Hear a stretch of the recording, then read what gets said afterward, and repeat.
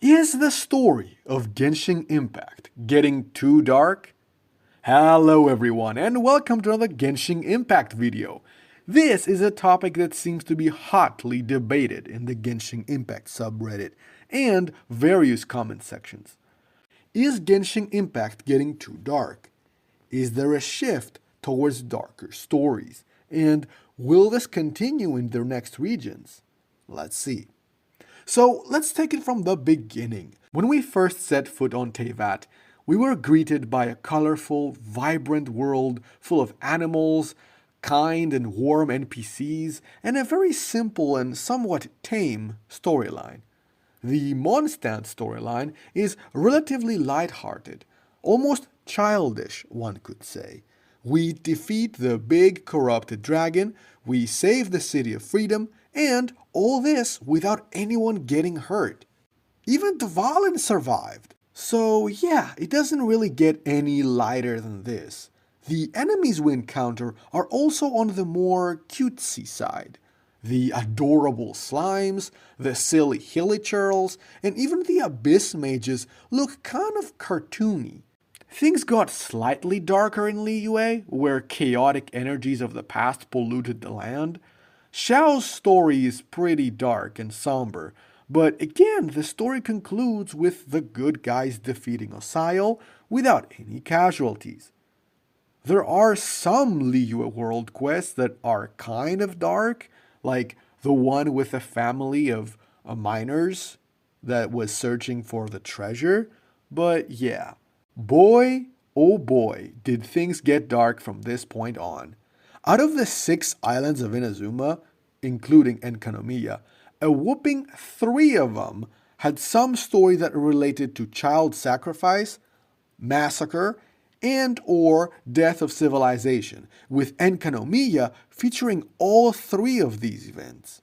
Now let's count. We have the tragedy of Higi Village, where we meet Choji, and where literal human sacrifices were performed. We have the story of the Tsurumi Island civilization, with the tragedy that befell Uru and the rest of the inhabitants.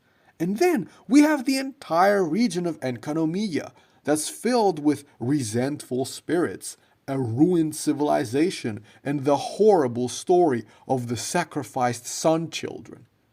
To make things even darker, Inazuma's terrain is more barren, with fewer NPCs, flora and fauna, and the newer enemies are no longer cutesy blobs of elemental energy, but vengeful ronin, mysterious wolves from beyond space and time, and faceless mechanical monsters. In fact, if we are to believe the leaks about the new enemies that are coming with 2.5, then these enemies will look even more sinister, borderline Dark Souls even. So what gives? Why this change? And is this a good or a bad thing moving forward? I am a bit torn about the current state of Genshin's story.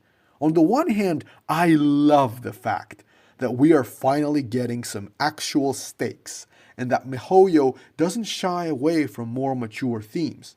One of the biggest turnoffs for some of my friends was how cute and childish the game felt in the first region, after all. This thematic shift also fits the region of Inazuma, which is a land abandoned by its Archon and torn by warring factions. However, I'm not going to lie, things have gotten kind of heavy, and we're not even halfway through the story. Like, what are we going to encounter in Snezhnaya? Or even worse, Kandria?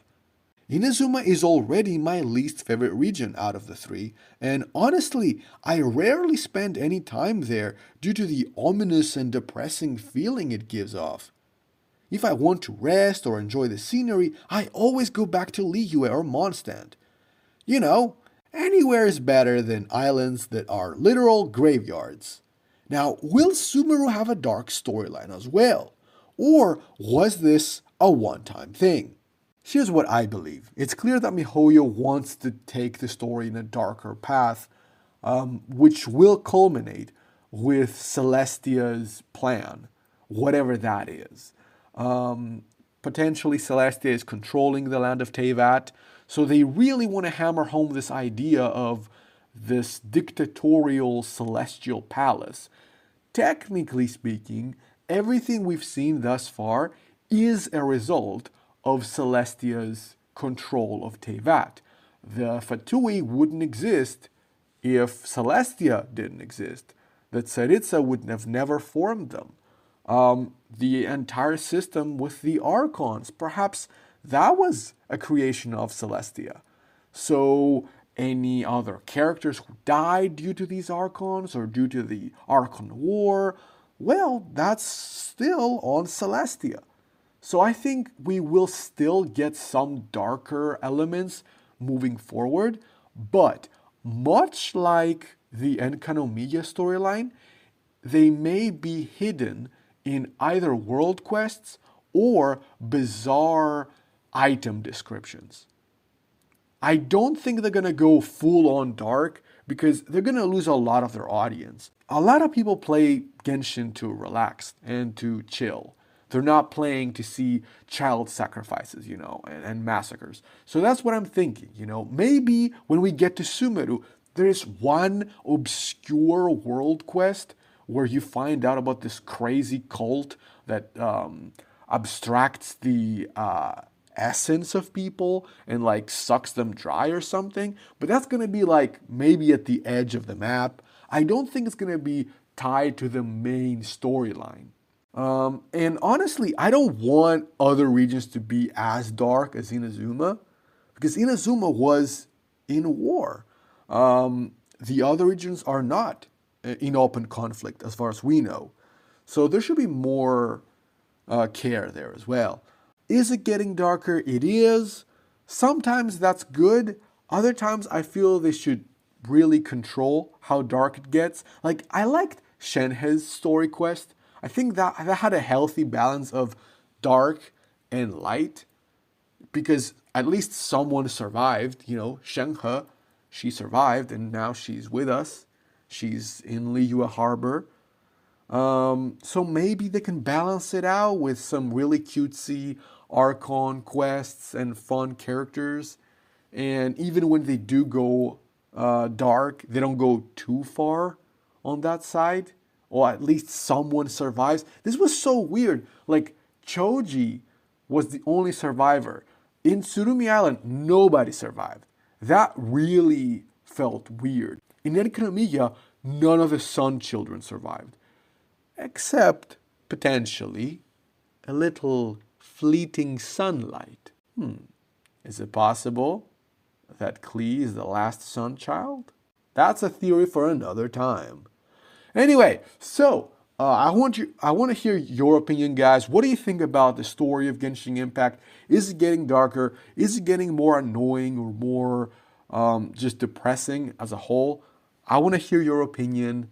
Let me know. Leave your comments down below. And what do you think of these storylines? As always, if you enjoyed this video, then check out my other Genshin Impact content.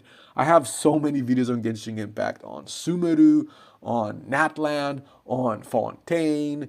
I talk about their Archons, the geography, possible future characters. Give these videos a watch. And of course, my most popular video, who's gonna live and who's gonna die. Genshin Impact future death predictions video. Part 1 and Part 2. Don't forget to subscribe. And see you next time.